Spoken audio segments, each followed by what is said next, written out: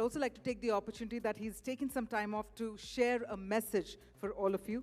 And this is why I'd like to please invite on stage Dr. Shubhore, President IAMAI, to please come on the stage to read out this message that's coming straight from Shri Rajiv Chandrasekhar.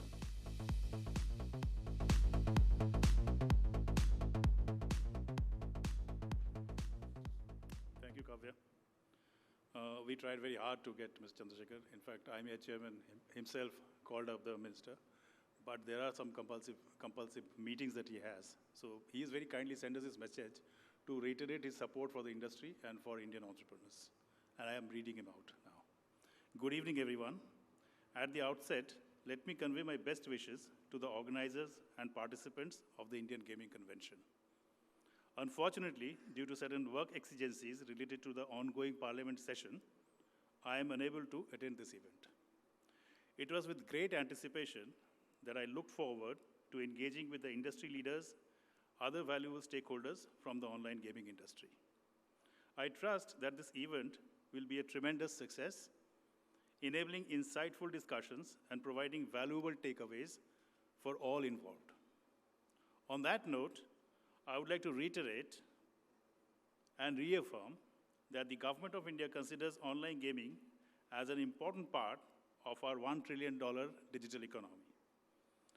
Our approach is to catalyze the startup and innovation ecosystem while ensuring the safety of gamers, including children, and unambiguously prohibiting games promoting wagering, addiction, and user harm.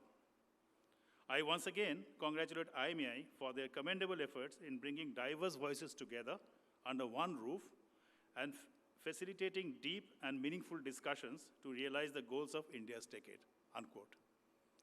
That was a message from the Honorable Minister. What we'll do is that we'll have the last short session on one of the most important documents that we have, all the industry bodies today have adopted, which is the Ethical Code of Practice. And my colleague Kavya will now invite the heads of other organizations to join me on the stage to have that last session. Over to you. Thank you very much, Shubho sir. Ladies and gentlemen, the Voluntary Code of Ethics that's been jointly signed by IAMAI, FIFS, EGF, and AIGF. And now to launch the Voluntary Code of Ethics, if I could please invite on stage Mr. Joy Bhattacharya, Director General, FIFS, and Mr. Anurag Saxena, the CEO of E-Gaming Federation. So if I could please invite Joy Bhattacharya, Director General, Federation of Indian Fantasy Sports, and Mr. Anurag Saxena, CEO, E-Gaming Federation, to please join Dr. Shubhore, President IAMAI, as we come together for the launch of the Voluntary Code of Ethics.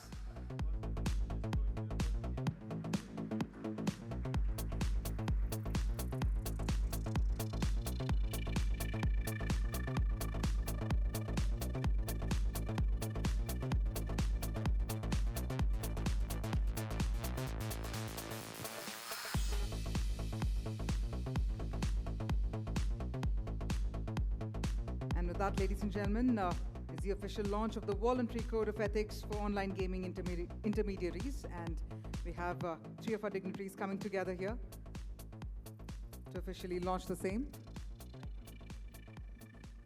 Let me once again remind you all that the Voluntary Code of Ethics has been jointly signed by IAMAI, also signed by FIFS, EGF, and AIGF. So on that note, what I'm now going to be requesting our dignitaries is to come together and also have a brief discussion on the intent and the objective of the Code of Ethics. We'll keep it very short, Mr. Bhattacharya, Mr. Saxena. I'm sure people will get a chance to read it at their leisure. The code is based on certain foundational principles, and I'll request Mr. Bhattacharya to explain those principles a little bit in detail. Thanks so much. So, Shubho, let me start from where this, for us, FIFS, where this journey started. We know that for till last year, the Digital India Act, this was an industry that is, in that sense, unregulated. And yet, this is an industry that's very important to us because as a part of fantasy sport, we realize that if we do not put our own rules in place at some point in time, then you're always in a very dangerous position because you're allowing all sorts of unscrupulous people to come together. So we set up something called the FSRA, which is basically something that looks, a set of judges led by Justice Mudgal, Justice Sistani, all these were a part of our panel.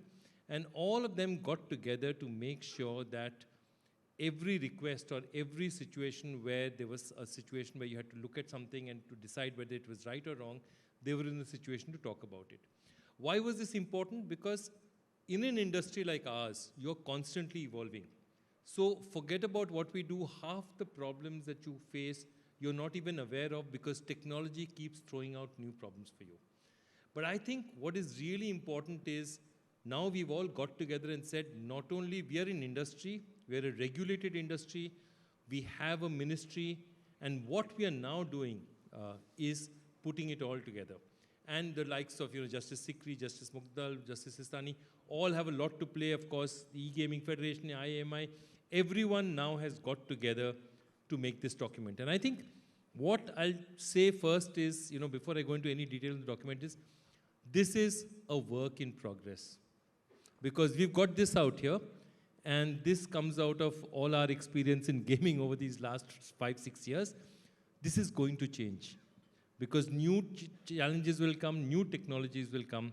But I think the principle of the industry leaders getting together and saying, this basic framework we will agree on, because if we want to keep our industry in a particular way, we have to have our own code of ethics, and we need to hold ourselves responsible for it. We need to self-regulate before we bring in anyone else. And I think this is a huge step for all of us. So I'll just point out one example of something that, all of you can read it, and this document will be available freely for all. But I want to say, give you a simple example.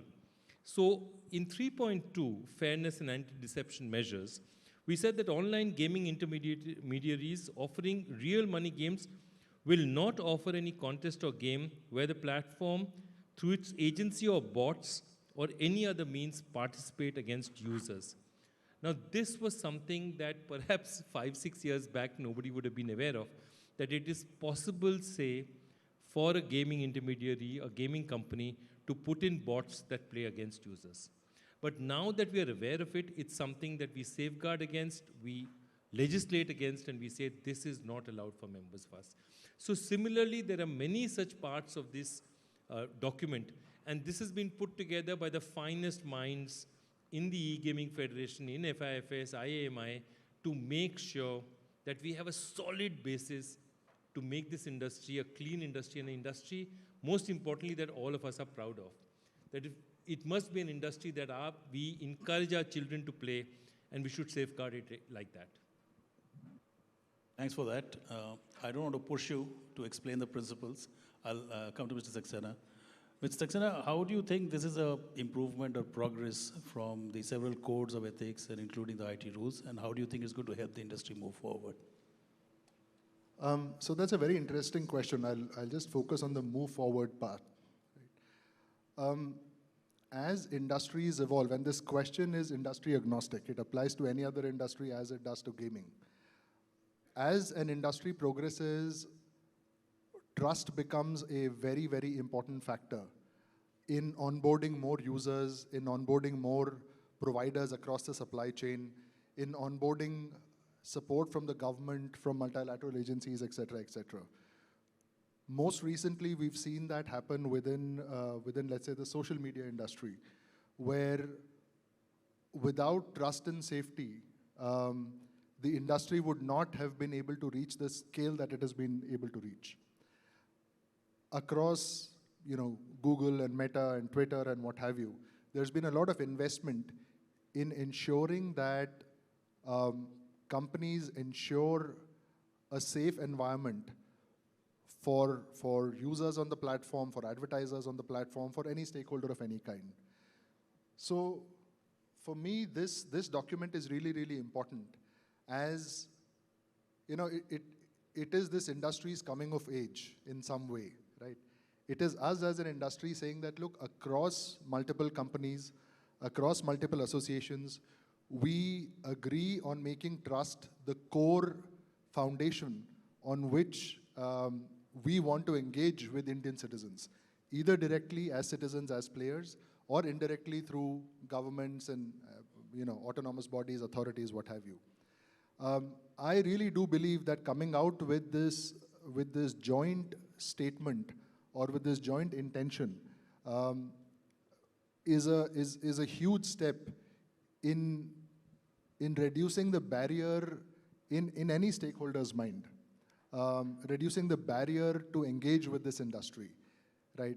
Hopefully we can collectively get to a stage where, as I was saying on the earlier panel, right, parents are as encouraging of the gaming ecosystem as they are of the creator ecosystem today, where governments are as encouraging of us as they are with other new age emerging technologies, especially given that gaming is the first use case for most emerging or most future technologies. So I do hope this, the fact that we are voluntarily saying that we want a higher standard applied to us becomes the basis of conversations that are premised on trust rather than conversations that in some cases are premised on mistrust today. And I think that forms the basis of us becoming ambitious, not just from an industry perspective, but also on a public interest or national interest perspective, which is what this document stands for. This document here is for responsible play, for player protection, more than anything else. And I think that intention becomes very, very important if we have to expand and bring in stakeholders that have otherwise been on the wall in terms of engaging with the industry. Anything else to add? No, just as I said, that if we are so large, and the figures have been touted all morning, 50 million, 140 million. And so we are talking about exactly that really forget about everything else. If there's so many people need to trust us, and what's happened is while we have an MeTi on board, we still don't have an SRB in place as yet. So I think it was important immediately we cannot allow them ever to be a trust vacuum. And I think this document fulfills a trust vacuum. It's saying that in the space of while regulation catches up, while SRBs are formed, here is what the code of ethics we hold ourselves and all our members to, because if we do this, we are safeguarding the single most important constituency which we have, which is the members. And by members, the players, the actual users at the bottom level. Another question to you, absolutely. In the case of AI and many other technologies, we have seen that the regulators start chasing after the thing has happened. Now people are talking about AI regulation and this, that, and the other.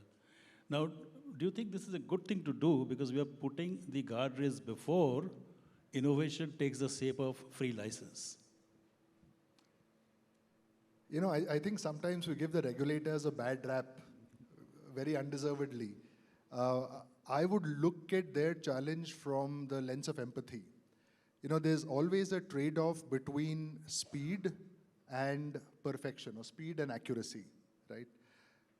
You'd want the regulator to keep pace with most of the latest developments, but then it takes time to make sure that those industry protocols or regulations are robust enough, not prone to misuse, right? Therefore, I believe the right balance is self-regulation with some kind of an oversight, where on one end, the industry being directly involved with most of the technological advancements and changes can bring in guardrails and safeguards for players, pretty much proactively, right? And at the same time, work with regulators on building those practices, either directly or indirectly into legal frameworks. So I think, what I would really like to see, and as EGF, I hope, whether, it doesn't matter whether it's FIFS or EGF or, AIGF or any other body for that matter. I would hope for us as a platform to build that bridge, to find the right balance between how quickly we want a regulator to to kind of evolve and incorporate changes that are happening, let's say, in our internal world, versus the broad spectrum consensus that regulators need to build with stakeholders that actually exists outside this room, right? There are NGOs, there are interest groups, there are parent associations, there are banks, there are intermediaries. And I think what we need to do here collectively, and I'm so glad, which is why I say, this document for me is really the industry's coming of age, right? It is us saying that, hey, we now are getting out of our garage, engaging with the outside world, recognizing that there are realities and constraints that even regulators have to work on. They could be electoral, they could be social, they could be cultural, they could be financial, a bunch of them. And we want to be a part of ensuring our national interests, a citizen's interest, a player's interest, and become a part of enabling a regulator. And also, just to be very very blunt about this, right? It is in our selfish interest to do so, right? We as Indians want, Indian players to play on Indian platforms, spend Indian rupees that remain in India, right? And this is, I think, a very robust step towards that. And as every industry evolves, right? I mean, at the risk of lighter vein, Joy has gray hair, so do you. I do a good job of covering it up. We've seen this story play out in other industries in the past, right? Automotive and banking went through it in the 90s. Technology, pharmaceuticals, etc., went through it, a little later.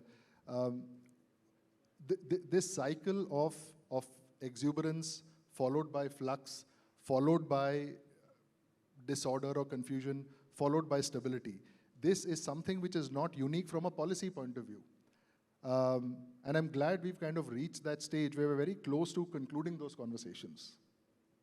Very much, Joy. Thank you very much, Anurag. I think with that, we come to the end of this session today.